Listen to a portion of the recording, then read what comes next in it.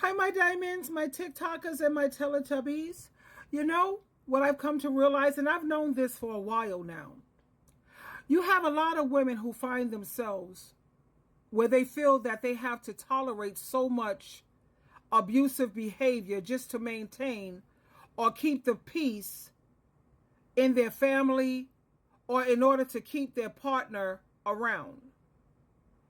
Let me share for educational purposes and for critical review, and I want your reaction. And please help support my channel by press the thumbs up button. Okay? But let me share this with you and tell me if you agree with this or not. Here we go. Let me tell y'all what really holds marriages together. Women just putting up with shit. That's all it is. When you understand that all it takes to keep a man is for you to constantly be forgiving bullshit and constantly be like, oh, okay, I don't want to lose him, so I'm gonna forgive this, I'm gonna forgive that. That's all a long marriage is just a woman constantly putting up with shit. That's all it is. You not leaving him because he did this, and that's all a long-term marriage is. And that's why when these dumb men be in my comments talking about, you're going to be single forever, you're going to die alone, you're going to die with your cats, I'd be like, good for me, good for me. If the alternative is having to put up with you, nigga, good for me. Like, keeping a man is not an achievement. Keeping a man low-key be sometimes a failure for a lot of y'all. I'm just saying it. Let me tell y'all what really holds marriages together. Women just putting up with shit. You know, this is what I've been saying for eons, because I see sometimes on Facebook, they have a person who's celebrating their 40th anniversary, their 25th, 40th anniversary, or some people who have been married for like 50 years. And it's not like you're jealous of it or envious, because when you listen to these women, when they finally get away, yeah, we were married for 50 years, but 48 of them was misery. So that raises a very important question. Why should women have to keep enduring disrespect, emotional abuse, financial abuse, physical abuse, and inconsiderate behavior just to hold on to a man? Love should never be about enduring hardship or sacrificing your self-worth. It should be about a partnership built on mutual respect, understanding, and support. And what women need to recognize is that by them tolerating this unacceptable behavior, it only leads to a lot of anger, resentment, bitterness, and emotional exhaustion. And putting up with this type of crap, it just erodes the woman from the inside, you know? And it's so crucial, and it's important for women to establish boundaries, healthy ones. Not everything is, oh my God, because that word boundaries lately has been getting under my skin. But, you know, to establish healthy boundaries. Let me share another clip with you from she's 28 or 29. And this is the conclusion, the light. I have the light on me, and it kind of bothers. I got that light, and then I got another light, and it kind of bothers my eyes because, you know, I have glaucoma. But anyway, let me share this other clip with a young woman. She's 28 or 29. And this is what she has come to realize. Actually, her age is 28, and this is what she says she has learned. At age 28, I learned that it don't matter, like on a serious note, it don't matter how good of a woman you is, what you in school for, what you got a business in. It don't matter when you're dealing with a man, because some men don't give a fuck about that. Baby, your feelings still gonna get hurt. He's still gonna play the fuck out you. He's still gonna see how dumb you is. It don't matter if you got an associate's degree, a bachelor's degree, a master's degree. The motherfucker gonna try it, okay? It just don't matter. At this point in time, if you want a man to be a good man, he gotta want it. Nowadays, like, you know, back in the day, they was like, oh, you can shape a man to be a good man. Half of these niggas don't even want that shit, though. So now I'm distracting myself just to help this nigga that don't really want it. What? I'm not doing that. I'm not doing that. And it don't even matter, like, it don't matter what kind of woman you is. It don't matter if you're a good woman. It just, that shit does not matter anymore.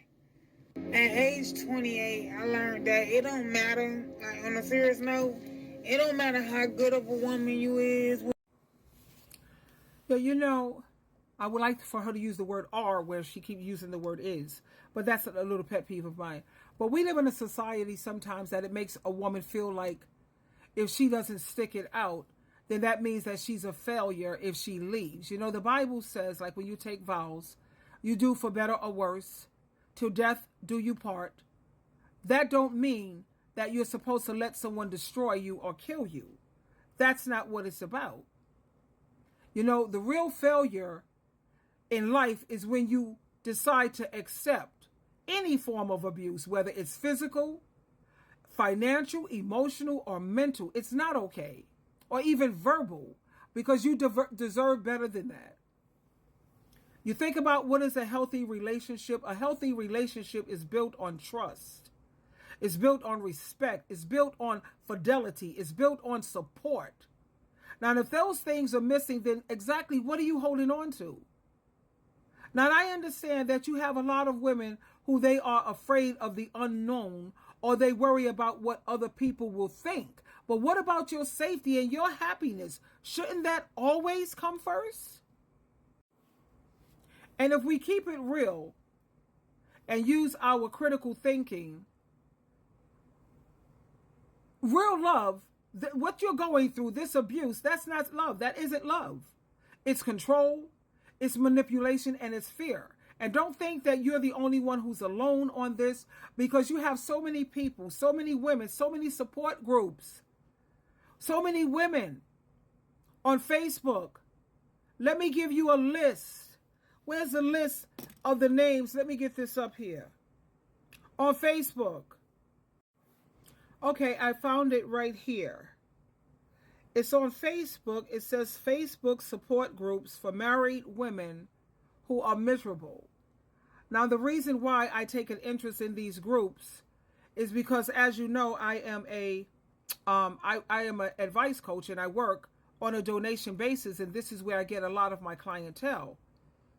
And these are the groups that they have: Wives of Addicts Support Group, Married but Living Single, Runaway Husbands Community, Sexless Marriage Support for Female Believers in God, My Loveless Marriage, Deadly Secrets and Love, Wives of Alcoholics, Wives of Drug Addicts and Alcoholics, Married to an Alcoholic, Infidelity Support Group, Wives of Drug Addicts and Alcoholics, that's like a second group because the other group was so large they had to spill it over into another group, Infidelity Support Zoom Meetings, Married but Frustrated and Not Happy,